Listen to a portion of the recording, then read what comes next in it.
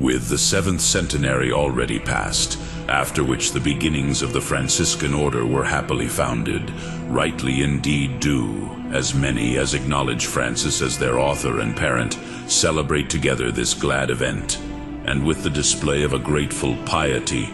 do very many most holy men commemorate his memory and immortal benefactions in common. But although there is a certain chief reason why the minorities keep this day solemn more than any other, it is, however, fitting that all who enter Franciscan institutes for the sake of merit come to share in this solemnity and gladness. And most of all, it is fitting that this Apostolic See do so, since with her always singular favor and grace, and in great esteem and judgment, have these very same institutes flourished. Innumerable and brilliant monuments to this stand forth among the acts of our predecessors. At the beginning, Gregory IX, who both studiously cultivated the friendship of the seraphic patriarch, and as a cardinal, acted as the first legitimate patron of the Franciscans. The holy planting, he said, of the order of Friars Minor began under Blessed Francis of good memory, and it did wonderfully progress through the grace of Jesus Christ, proffering its flowers and sense of holy comportment far and wide. And he, after he was pressed with the heavy weight of solicitudes and cares, writing in this manner to the disciples of Francis gathered in general chapter, declared how thoroughly he trusted in the patronage of their Blessed Father and in the prayers of his very sons. Among unnumbered pressures and infinite anguishes, which we can bear more than relate, resuming the matter for consolation and joy, we return thanks and praise as we can to the Redeemer, who with remarkable gifts of grace was going before Blessed Francis, our Father and yours, but perhaps more ours than yours, while he yet lived in the flesh, now does make him shine with himself with such glory, that we, enkindled in a greater and greater pious love for the same saint, delight with all our affections in his praises, hoping that he may embrace now more clearly both us and those whom he, while living in the world outside of the world, did love with his whole mind, as much as he more closely gazes upon him who is true charity, not ceasing to intercede on our behalf, and that we, with profound charity of heart, may aspire ardently to advance your order, you whom the same, regenerating in Christ unto an abundance of riches, did leave as heirs of most high poverty, with the hope offered to us, that by the suffrages of your prayers, the bearing of our sufferings will result in our salvation. Moreover, the same pontiff, in commending the Franciscan families to the bishops, which Honorius III, while Francis lived, had already done, used these very ennobling words: "Since iniquity has abounded, and the charity of very many has grown cold, behold, the Lord has stirred up the order of minors, our beloved sons, who seek not what is their own, but what is Christ's, as much against heresies to be overcome, as against other mortiferous pests to be uprooted. They dedicate themselves to the evangelization of the Word of God in the objection of voluntary poverty." After Gregory, Nicholas III plainly agreed, saying, "This is the meek and docile religion of the Friars Minor, rooted in poverty and humility, by the kind confessor of Christ, Francis, which sprouting the sprout from that true seed, strew the same by means of the rule among his sons, whom he generated for himself and for God through his ministry in the observance of the gospel. These very ones are the sons who by the teaching of Jacob have received the eternal word, the Son of God, sown by human nature in the garden of the virginal womb, and able to save souls in meekness. These are the professors of that holy rule,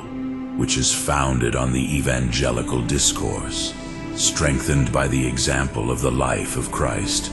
and made firm by the sermons and deeds of his apostles, the founders of the church militant. This is that clean and immaculate religion in the sight of our God and Father, which descending from the Father of lights through his Son, having been handed on to the apostles verbally and by example, and at last through the Holy Spirit to Blessed Francis, and having inspired those following him, contains in itself, as it were, a testimony of the whole Trinity. It is this, to which with Paul attesting no one for the sake of the rest ought to be molested, which Christ confirmed by the stigmata of his own passion, willing, as he did, to notably mark with the signs of his own passion the institutor of that very religion. Likewise Clement V,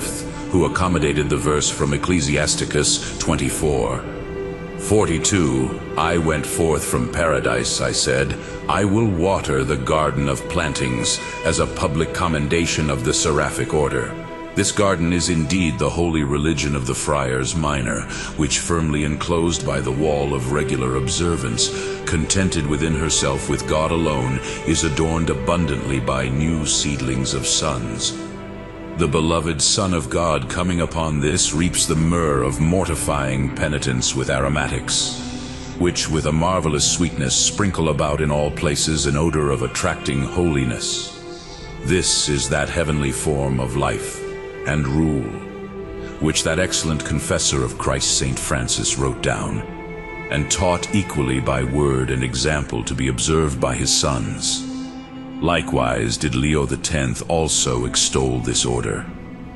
This is that sacred religion of the Friars Minor, which with the greening leaves of holy deeds through apostolic men, as through palms extended from sea to sea, and from the river to the ends of the earth, has irrigated the mountains with the wine of wisdom and science, and has filled full the earth. This is the holy and immaculate religion, in which, through the mirror without spot, the presence of the Redeemer is contemplated, the form of life of Christ and the apostles is gazed upon, through which the norm of the first founders of the Church is brought back before the eyes of the Christian people, which, in short, represents nothing but what is divine, angelic, filled with every perfection, and naught but in conformity to Christ, so that it not undeservedly called his own. Similarly, Sixtus V, to inflame our hearts anew, the Father of mercies and lights, sent his blessed servant Francis, and went before him in such a large blessing of sweetness, that not only did he make him celebrated by the prerogatives and merits of virtue, but he renewed in his flesh the sacred stigmata of Christ, and in a manifold manner gave a live demonstration in him of the wonderful mysteries, bonds, and poverty of the cross, for this to be able to truly introduce Christ by means of Francis. Thou hast investigated my path and my cord, and all my ways thou hast foreseen. Whence it happened that with the merits of the said blessed Francis, the sacrosanct Mother Church, amplified with the birth of a new offspring, and driven onward by the merits, virtues, examples, and miracles of many saints of his institute,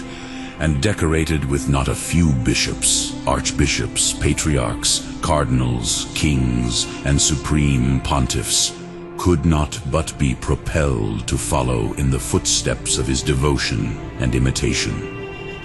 But concerning Francis and his institutes, neither has the preaching of the Apostolic See ever been completely silent. Moreover, from the monuments of more recent memory there must not be passed by those letters of Gregory XVI, in which he writes of the shrine of Saint Mary of the Angels at Assisi, in that temple the chief ornament of Umbria, and to that extent of the whole Western world, Saint Francis of Assisi, working greater things every day, having progressed in exceptional sanctity and accepting wonderful charisms from the omnipotent God, having been molded in continual meditation of heavenly things, impelled by a divine instinct, laid the foundations of his order, and was made worthy of gazing upon our divine repairer and his most holy Theotokos, and of the sweetest conversations with them. But most of all, the acts of Leo XIII, which are remembered well, are worthy of mention. He who in a certain encyclical letter Auspicato, where he pursues the praises of the Father of Assisi with grandiloquence and grave prayer, has this to say: those wonderful things of his, which must be celebrated with angelic rather than human proclamation, sufficiently demonstrate how great and how worthy was that man, whom God destined for the recalling of his contemporaries to Christian morals. Indeed, at the shrine of San Damiano, a greater than human voice was heard by Francis, "Go, watch over my house which is falling down."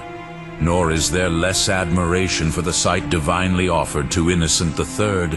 when he himself seemed to see Francis sustaining the wavering walls of the Lateran Basilica on his shoulders. The strength and reason for which portents is evident.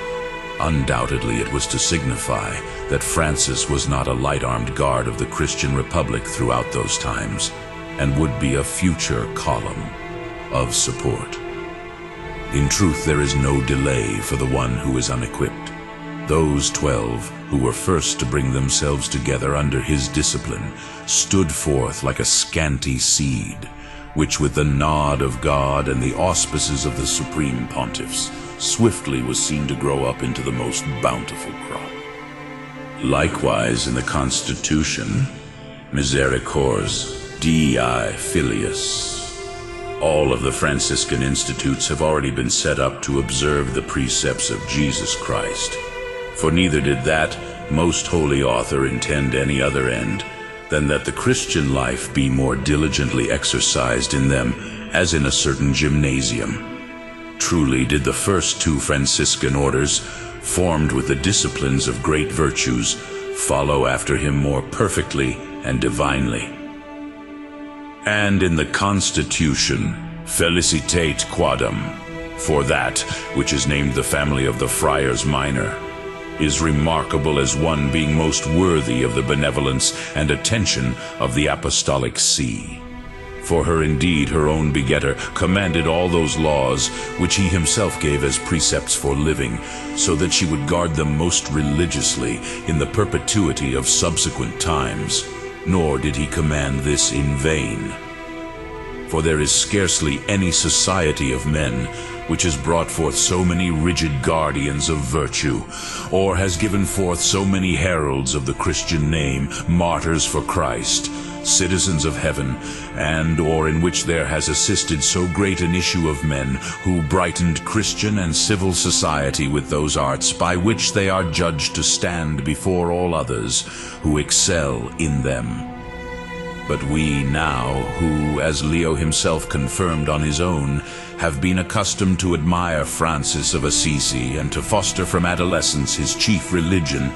and we glory in being adopted into the Franciscan family.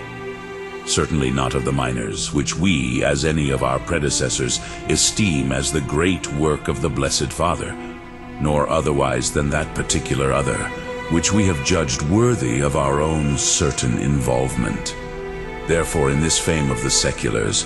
when we have illustrated with the words of our predecessors the great merits of the order divinely founded by Francis for Christian society, it seems to us that to publicly make and prove by enduring testimony the fullness of our paternal charity,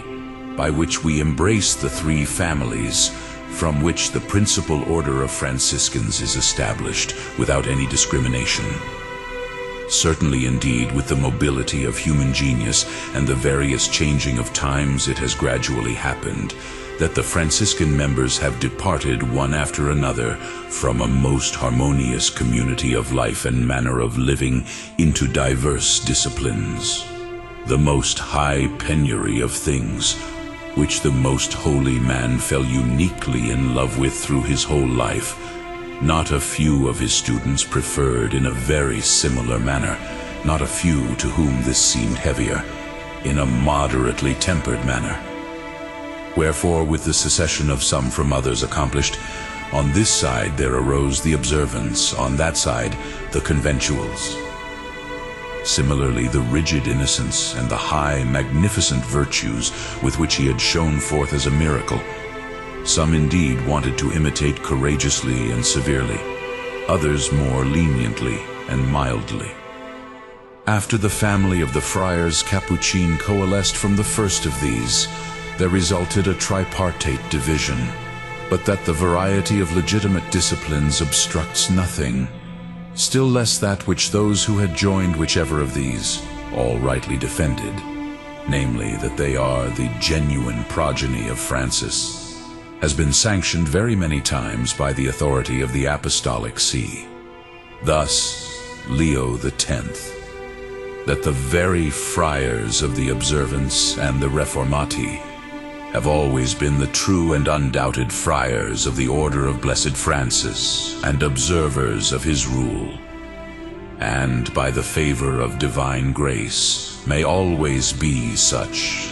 without any interruption or division. They have, from the time of the publishing of the rule by Blessed Francis even to the present, also served as soldiers under the rule of Blessed Francis, and do also serve even to the present. And in this manner we discern and mandate that they ought to be held and observed and judged. And Clement VIII protected the friars minor of the stricter observance, called the Reformati, from injuries from certain persons, and the Reformati themselves he declares to be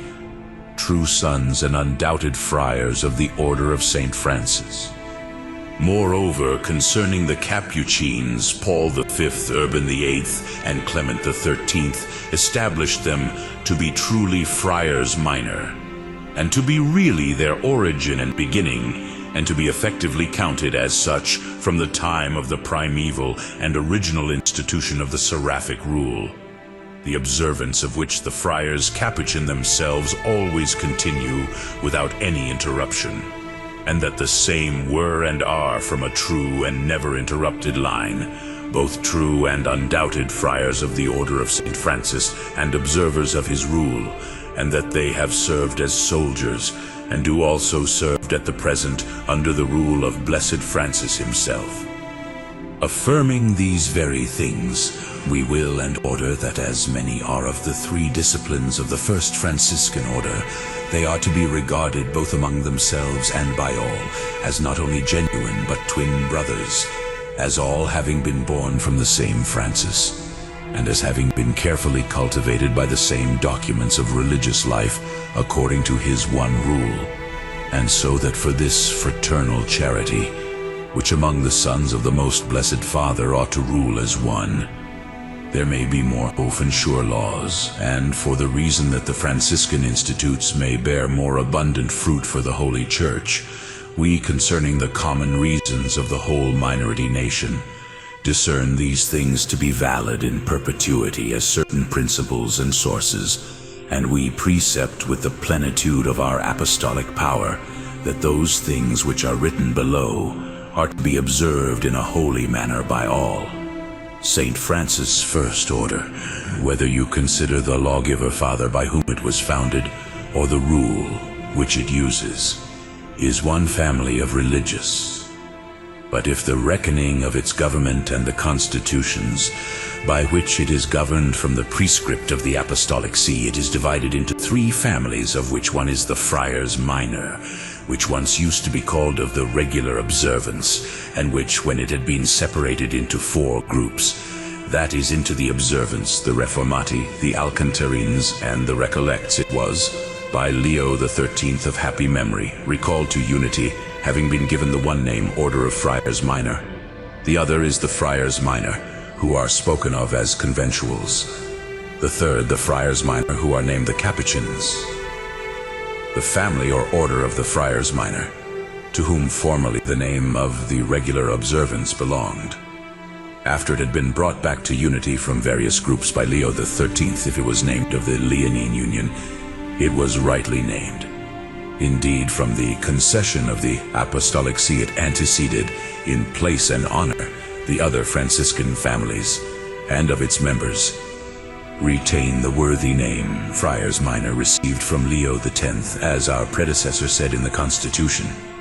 Felicitate quadam, but however not this name is not to be interpreted as if it seemed that every minoritic order consisted in only that family. It is clear that an interpretation of this kind is far from the true one, and very injurious to the not few remaining minorites. Therefore, as often as the appellation of Order of Friars Minor, without any other determination, is ambiguous, we establish and sanction that it is proper that this family of which we are speaking, and its moderators and members, especially in public acts, be designated by a proper and peculiar term, and to be thus called the Order of Friars Minor of the Leonine Union, its moderators and members of the Order of Friars Minor of the Leonine Union. The title of Minister General of the whole Order of Minors, which the Minister General of the same family which we have named of the Leonine Union uses as a title, is merely honorific, nor does it denote any jurisdiction or authority over all the other families of Franciscans. The names Capuchin, Conventual of the Leonine Union, distinguish Franciscans not by noting that which pertains to their reckoning and nature as Friars Minor, for this consists in the seraphic rule which among all Franciscans of the first order is one and the same, but by designating those things which accede to the nature in this genus. And these are the constitutions which each family follows as its proper and peculiar norms in observing the rule from the prescript of the Apostolic See. The Minister General of the Friars Minor of the Leonine Union, likewise from the concession of the Apostolic See, in all sacred and public gatherings, wherever a law obtains from the superiority of a place, precedes the Minister General of the Conventuals, but the Minister General of the Capuchins, both of these. But it has been defined by very many decrees of the Apostolic See that the families from each convent are to have a mutual inter se place in parades and other sacred public functions. All the Minister Generals of the three families of Franciscans are to be held as equals in dignity and authority, as vicars and furthermore true successors of St. Francis, that is, each on behalf of his own family, and also on behalf of the members of the second and third order. However, many families have either been subjected or aggregated to their own jurisdiction. The same all rightly stand in the perpetual line of their predecessors from the Seraphic Father himself. The three families of the Minorate order, as so many branches, belong to a most noble tree, whose root and trunk is Francis. On this account the Friars Minor, both of the Leonine Union, the Conventuals and the Capuchins, both are and ought to be held equally and most rightfully true Franciscans and true Friars Minor, and none of the same are to be called more ancient than the others, when indeed it is true that their origin is traced back to the time of the Seraphic Rule's very institution, which all continued to observe without any interruption. Of the temples of the Franciscans it is nearly pointless to say that that is to be held most sacred, in which the blessed lawgiver Father himself rests. The shrine which on that account was opportunely renamed the head and mother of the Seraphic order by Gregory IX, and which moreover was raised by Benedict XIV by the letter Fidelis to the dignity of a patriarchal basilica and papal chapel. But there is a remarkable dignity in the shrine of St. Mary of the Angles of the Portiuncula, of which Benedict XIII said, "Finally, so that no one may extol and praise, with words or writing, the Basilica of Blessed Francis in the city of Assisi, where his sacred body lies, enriched with various privileges by our predecessors, the Roman pontiffs, so above all the other churches of the same order, as to deny the honor and reverence due the Basilica of Blessed Mary of the Portiuncula outside the walls of the same town, in which is established that the Seraphic Father began his institute. We precept and mandate that both basilicas, though for diverse reasons, indeed that of Blessed Mary, on account of the primordial times of the order, but that of Assisi, on account of the sacred body of the most holy institutor, be acknowledged and observed as mother churches by all the Friars Minor, but the very Basilica of Saint Mary of the Angels we non long ago reckoned as mother and head of the order of the Minors, with the publishing of the letter Omnipotens ac Misericors Dominus. and we have honored it with the title of Patriarchal Basilica and Papal Chapel.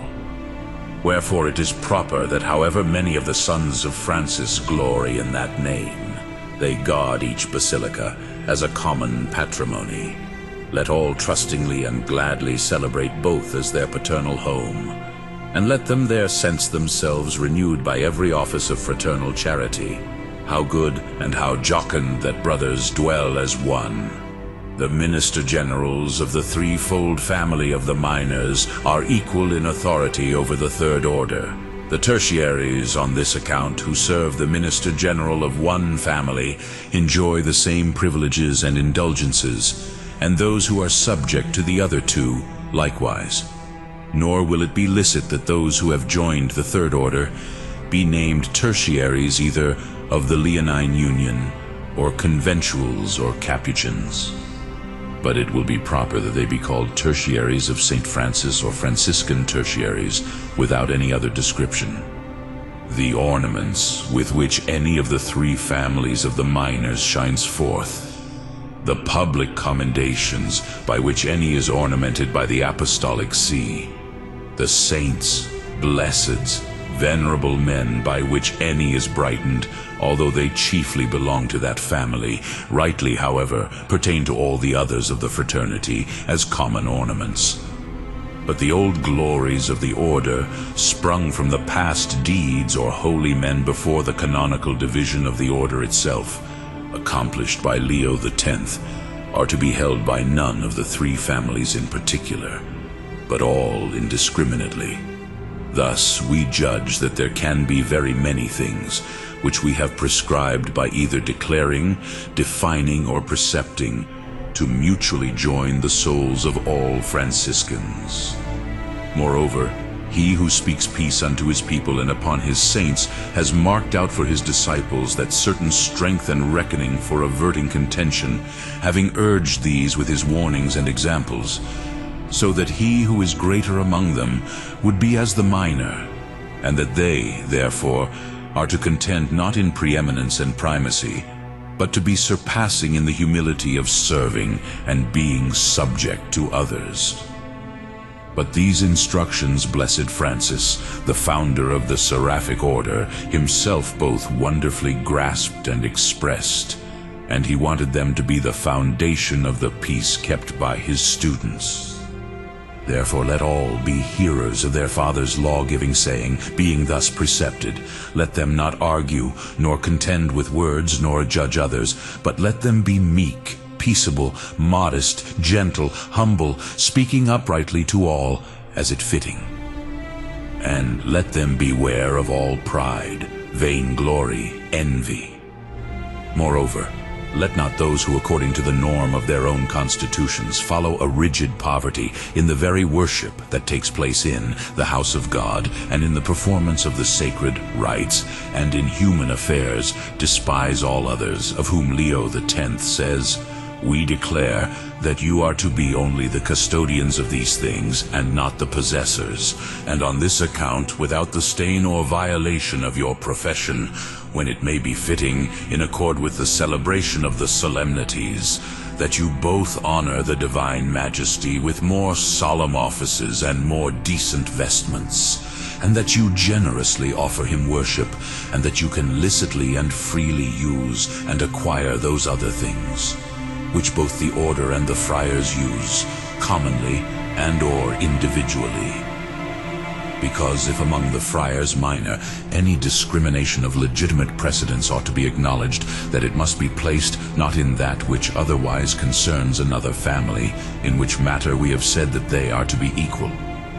but rather in this, that both in judgments and in words and in deeds one guards fraternal charity towards members, especially of all the other families, better than another, and that one observes the prescriptions of the seraphic rule more perfectly than another, according to the constitutions of its own family. The custom which ought to exist among the friars minor can be understood from those things which Thomas of Telano wrote of concerning the ancient sons of Francis. Oh, with how much ardor of charity did the new disciples of Christ used to blaze! how much did the love of pious society used to thrive in them. For when they met each other, wherever they would gather together, and or in the street, as was the custom, there the dart of spiritual love used to rebound, scattering over all the sour's love of true love. What was that? Chaste embraces, tasteful affections, a holy kiss, sweet conversation, a modest smile, a jocund appearance, a simple eye, a supple spirit, a pleasing tongue, a soft response, likewise a purposeful, prompt obsequium, and an indefatigable hand.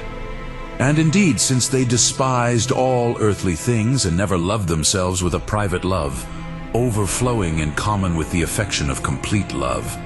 they used to show proof of it to one another by equally assisting their brothers' needs. But so that the links of charity and fraternity, with which the Franciscans of the three families are mutually contained, may be also more constraining, we give and grant these things in perpetuity,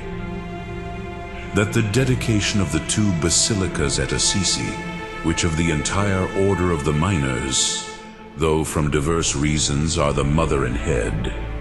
is to be celebrated by each and every cleric of the threefold family with the right of a double of second class,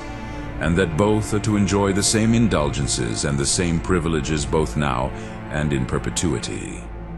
Moreover, it will be remembered that the friars assigned to these basilicas represent all the members, not only of their own family, but also of the others, on account of which also let them not cease to daily worship and praise the omnipotent God, Mary Immaculate, and their seraphic Father, in the name of all. That in sacred ceremonies, processions, and other solemn acts which are conducted in the presence of the Supreme Pontiff, the three ministers general are to proceed together as one, however observing among themselves the law of precedence, that indulgences, graces, exemptions, and all privileges, which either have already been or hereafter shall be conceded to one of the families of the minors, are to be and to be judged as conceded the same to the other families. That if the concession of any of whatever matter pertains to the mitigation of the seraphic rule, it shall not be in favor of those whose constitutions endure no mitigation of this kind, but the faculties which regard the way of the cross, the scapular of Saint Joseph, the cord of Saint Francis, and likewise the pious societies and sodalities, are to be henceforth granted only by that minister general to whom they have until now been reserved. That the ritual offices which concern the saints and blesseds of the order, and or which touch upon their own particular sacred acts or devotions, conceded to one family also by the other families, with the approval of either the general chapter or general definitory, may be licitly employed without an additional indult. The same will also become licit concerning all the other privileges in liturgical matters granted to one family. That all the letters of the Roman pontiffs and or of the Apostolic See in which the Franciscan institutes are generally praised, embellished, defended, even if these have been given to the minister general, to the other moderators, or to the members of one family, are to be understood, however, as also given to the minister generals, the other moderators, or to the members of the other families. But we judge that the present letters, and whatever is had in them, can no time ever from injury of subreption or obreption, or of our intention, or in any other manner by whatever defect, be marked and or impugned, but that they are to be and to remain always valid and in force, and ought to be observed inviolably by all of whatever grade and preeminence in their judgment and external behavior, and declaring ineffectual and empty if anything otherwise upon these matters by whoever, with whatever authority and or pretext, knowingly or unknowingly happens to be attempted. In regard to the aforementioned things, notwithstanding all those things which are to the contrary, even those things worthy of special and most special mention, we from the plenitude of power, with certain knowledge and motu proprio, expressly derogate and declare to be derogated. Moreover, We will that copies of this letter, even when printed, subscripted, however, by the hand of a notary and fortified with a seal by a man constituted in ecclesiastical dignity, be regarded with the same faith, which by the signification of our will is to be had for these presently being shown. Therefore let it be licit to no man to infringe this page of our Constitution, ordination, union, limitation, derogation, and will, and or by temerarious daring to contravene the same. If anyone, however, has presumed to attempt this, let him know that he will incur the indignation of the omnipotent God and of his blessed apostles, Peter and Paul. Given in Rome at St. Peter's under the Ring of the Fishermen, on a feast of St. Francis of Assisi, October 7th, 1901, in the 7th year of our pontificate.